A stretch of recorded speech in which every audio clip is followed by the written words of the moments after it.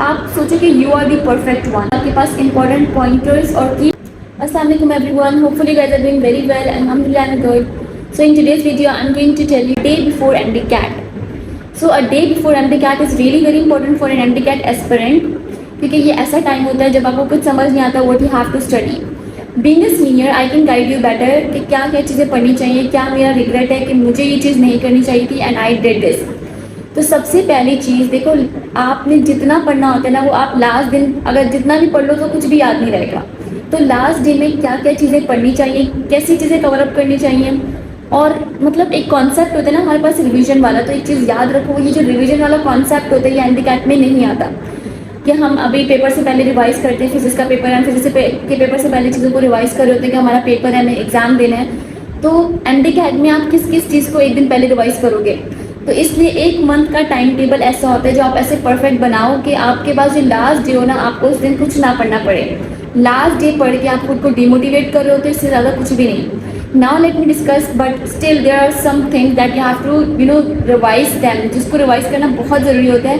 इंसान की मेमोरी इतनी ज़्यादा नहीं होती, उसको रिवाइज करना बहुत इंपॉर्टेंट होता है एक दिन बिफोर MD-CAT। तो वो चीज़ें क्या चीज़ें होती हैं आपके पास, वो स्टूडेंट, बहुत सारे स्टूडेंट ऐसे होते हैं जो आप बहुत सारी चीज़ें ऐसे रिवाइज कर रहे होते हैं।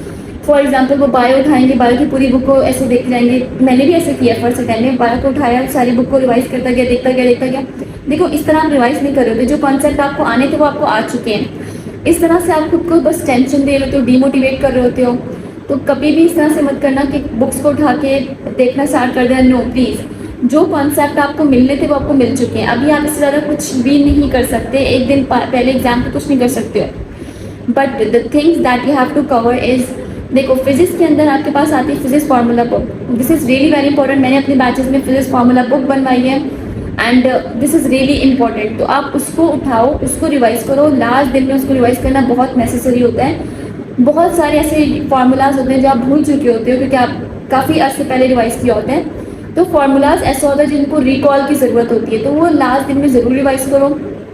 और फिजिक्स की मैं आपको एक चीज़ सबको कहती हूँ कि फिजिक्स की फार्मूला बुक बनाओ, पूरी एक जगह पे कंपाइल करो, क्योंकि जब आप कंपाइल करते हो चीज़ों को तो आप उसको ज़्यादा अच्छे से कवर अप करते हो। तो इट्स बेटर कि आप जब कंपाइल की चीज़ को अच्छे से पढ़ो, ठीक है। उसके अलावा उससे फिजिक्स की फार्मूला बुक रिवाइज़ करो।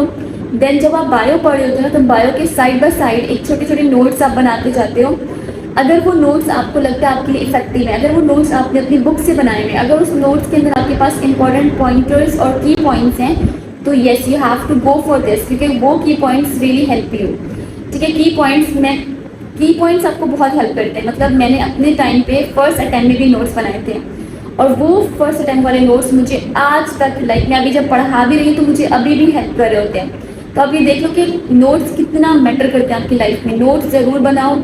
अब किस तरह से नोट्स बनाने चाहिए तो इसके मैं एक प्रॉपर वीडियो बनाऊंगी कि how you have to make notes, ठीक है। इसके अलावा नोट्स अगर आपने बनाए तो उनको रिवाइज कर लो। आपके पास फिजिक्स के फॉर्मूलाज हो गए, SI यूनिट्स हो गए, कुछ ऐसे जैसे जी की वैल्यू कितनी होती है, कैपिटल जी की वैल्यूज़ कितनी, कुछ वैल्यूज़ होती है जो बहुत इंपॉर्टेंट होती है, फिजिक्स के अंदर भी होती है, बायो में भी होती है और केमिस्ट्री में भी होती है, उन सबको रिवाइज करो।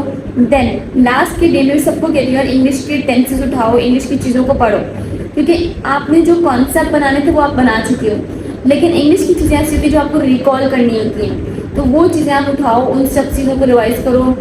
उसके बाद कोशिश करो कि आपने जो ये सब पढ़ना है ना उस रात के 8 से पहले, यानी मगरिब की नमाज के बाद, you don't have to study anything out. और मैंने जब मेरा ये लास्ट टाइम, मतलब जिस ईयर मेरा एडमिशन हुआ है उस ईयर मैंने कोई चीज़ भी नहीं, 8 के बाद कुछ नहीं पढ़ा था। Even I didn't even open my books. 8 के बाद मैं ऐसे रिलैक्स हो गई थी जैसे मेरा एग्जाम ही नहीं है। खुद को ऐसे रिलैक्स करो जैसे कुछ, लाइक आप सोचो कि you are the perfect one, आपसे अच्छा कोई कर ही नहीं सकता। Whenever you start losing the confidence, आप अपने बहुत सारे MCQs लूज़ कर रहे होते हो।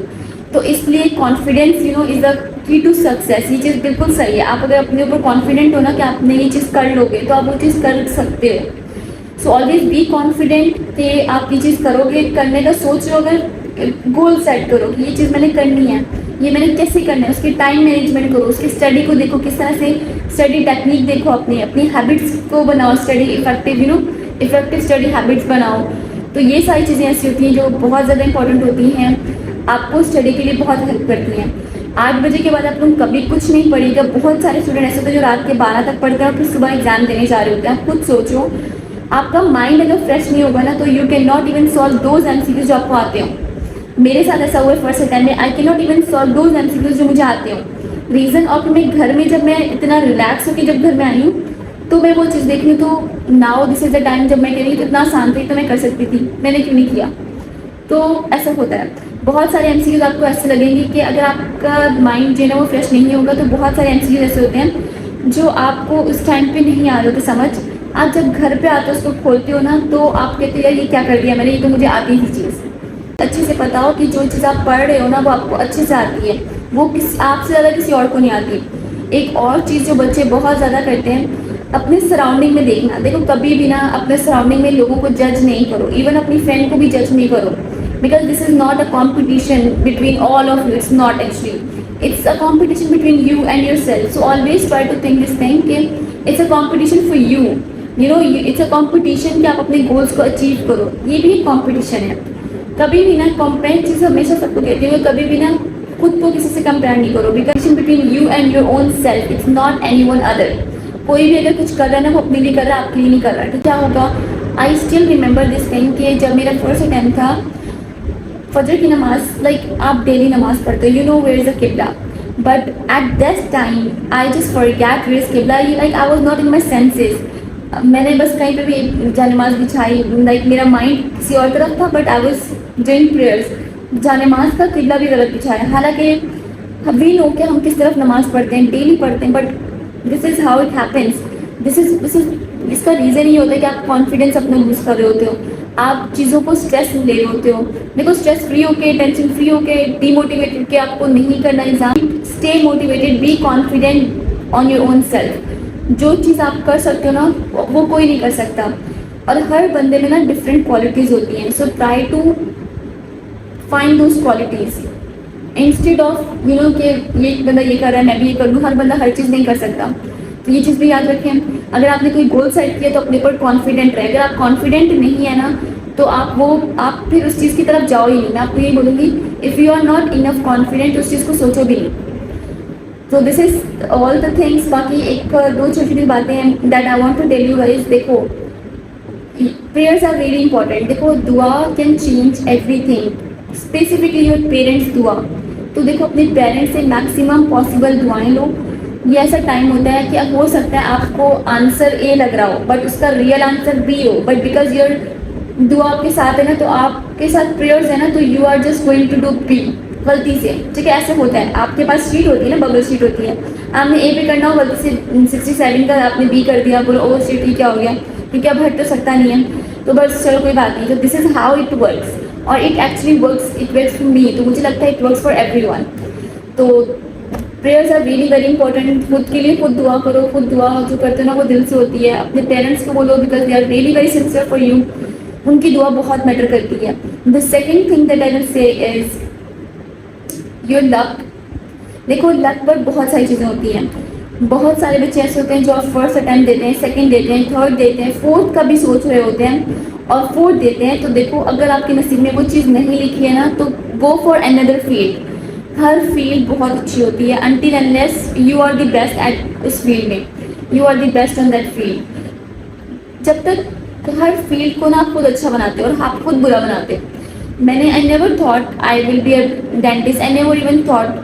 मैं सच बताऊँ तो मैं एग्ज़ाम दे भी रही थी ना, तो that was actually my parents wish जिस टाइम मैं एग्जाम दे रही थी, but gradually it becomes my own wish.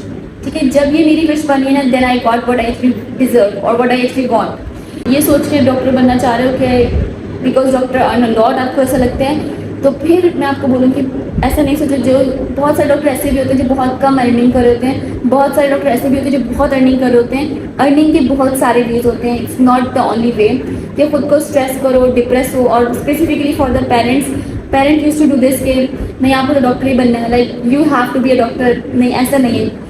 आप क्या चाहते हो, you must have to follow those things. तो ये बहुत इंपॉर्टेंट होता है, आप क्या चाहते हो, your own way is really very important. अगर आपकी खुद की ख्वाहिश होती है ना तो आप वो चीज़ कर लेते हो, बट अगर आपकी किसी और आप कोई और आप पे इम्प्लीमेंट करवाते हैं ना तो उस टाइम वो चीज़ बहुत मुश्किल हो जाती है, खुद करना वो चीज़ मुश्किल हो जाती है।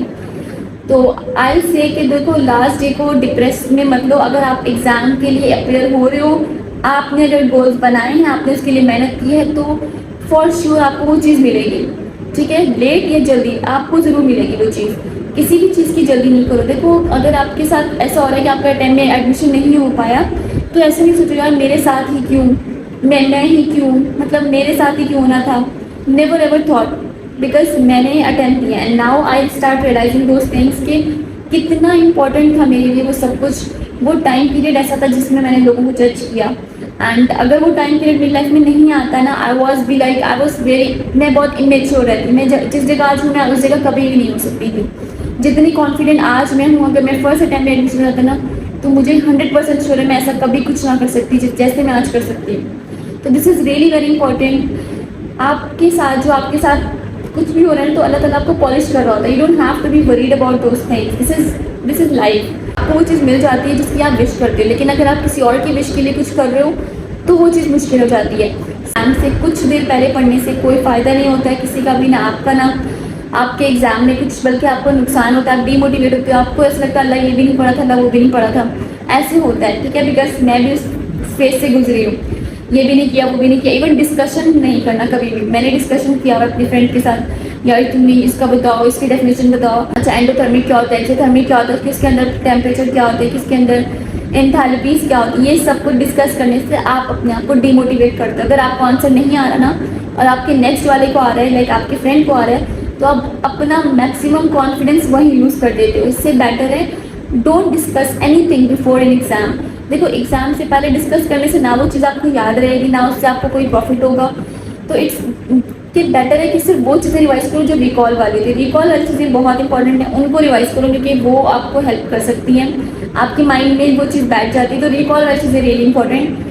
So this is up. If you guys have any other question, you guys can ask me in the comment section. Allah Hafiz, take care.